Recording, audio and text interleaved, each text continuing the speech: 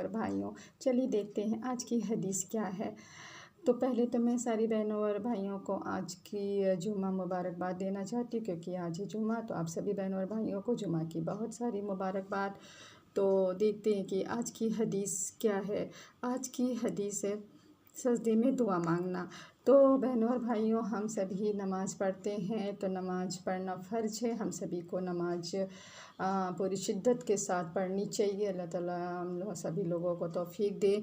और बहनों और भाइयों, सभी लोग हम लोग दुआ मांगते हैं, नमाज के दौरान मांगना चाहिए, फ़र्ज़ है, ठीक है। लेकिन एक हदीस में रिवायत आती है कि हमारे नबी सल्लल्लाहु अलैहि वसल्लम फरमाते हैं कि नमाज के दौरान जब कोई बंदा या बंदी सजदे में दुआ मांगता है तो वो ज़्यादा अल्लाह के करीब होता है। जैसे कि एक रिवायत आती है, वो ये है कि जब बंदा सजदा करता है तो वह अपने रब के सबसे करीब होता है, अतः उस समय अपनी दुआएं बढ़ाओ।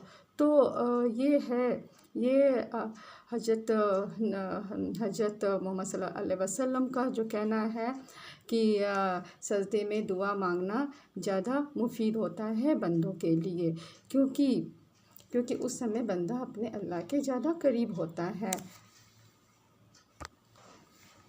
तो हम लोग जब नमाज़ पढ़ते हैं, नमाज के दौरान जो नमाज़ पढ़ने वाला नमाजी जितना ज़्यादा अपने आप को अल करीम के प्रति अपने आप को जितना समर्पित कर देता है, तो अल करीम उससे उतना ही ज़्यादा खुश होते, रजामंद होते। जैसे कि हम लोग जब सजदा करते हैं तो सजदा के दौरान हमारे नाक और चेहरा ज़मीन को टच करता है। तो इसका ये मतलब होता है कि हम लोग अल करीम के सामने पूरी तरह से समर्पित हैं। तो इस समय वो नमाजी जो होता है वो अल्लाह के काफ़ी करीब होता है। तो इसी समय को लेकर हदीस में ये रिवायत आती है कि वो उस समय अल्लाह के काफ़ी सबसे ज़्यादा करीब रहता है। तो इस समय अगर हम लोग कोई दुआ करेंगे तो वो ज़्यादा वो अल्लाह ताला उसको कबूल फरमाते हैं। तो मेरी बहनों और भाइयों, इस हदीस में जो हमारे पैगंबर रहे हैं, हमारे पैगंबर हज़रत मोहम्मद सल्लल्लाहु अलैहि वसल्लम ने कहा है कि एक बंदा अपने रब के सबसे करीब तभी आता है जब वो सजदा कर रहा होता है। यानी एक बंदा या बंदी नमाज के दौरान सजदा करने की हालत में अल्लाह के अल करीम के सबसे ज़्यादा करीब होता है। इसलिए हमारे पैगंबर जो हैं, हमारे नबी जो हैं, हमें उस समय अल्लाह से दुआ करने के लिए काफ़ी ज़्यादा प्रोत्साहित करते हैं, दुआ करने की ताकीद करते हैं, क्योंकि उस समय नमाजी अल करीम के काफ़ी करीब होता है। तो बहनों और भाइयों, हम लोगों को उस समय ख़ास तौर से दुआओं पे ध्यान देनी चाहिए जब हम लोग सजदा की हालत में होते हैं। अधिक से अधिक हम लोग को दुआ उस समय करनी चाहिए। वैसे तो अल करीम को सच्चे दिल से, सच्ची नीयत से कभी भी पुकारा जाए, कभी भी दुआ की जाए, वो हमेशा कबूल करते हैं, क्योंकि हैं ही वो इतने रहीम और रहमान।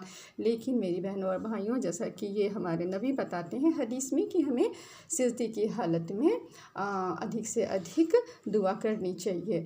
अल्लाह ताला उसको ज़्यादा कबूल करते हैं। मेरी प्यारी बहनों और भाइयों, आज की रही ये हदीस, जो कि हम लोगों के लिए जानने के लिए बहुत ज़्यादा ज़रूरी चीज़ है। हम लोगों को जानना चाहिए कि हमारे नबी हमारे लिए क्या हमारे नमाज के लिए, हमारे रोज़मर्रा की ज़िंदगी के लिए क्या क्या बातें बताएं, जो कि हमारे लिए बहुत ज़्यादा ही मायने रखती हैं। तो अल्लाह ताला हम लोगों को तौफ़ीक दे, सही बात सोचने समझने की और उस पर अमल करने की तौफ़ीक दें, ताकत दें, हिम्मत दें। इंशाअल्लाह हम लोगों की ये ज़िंदगी और आगे की ज़िंदगी, आखिरत की ज़िंदगी कामयाब होगी, मुकम्मल होगी। इसी के साथ इजाज़त चाहती हूँ। अल्लाह हाफ़िज़।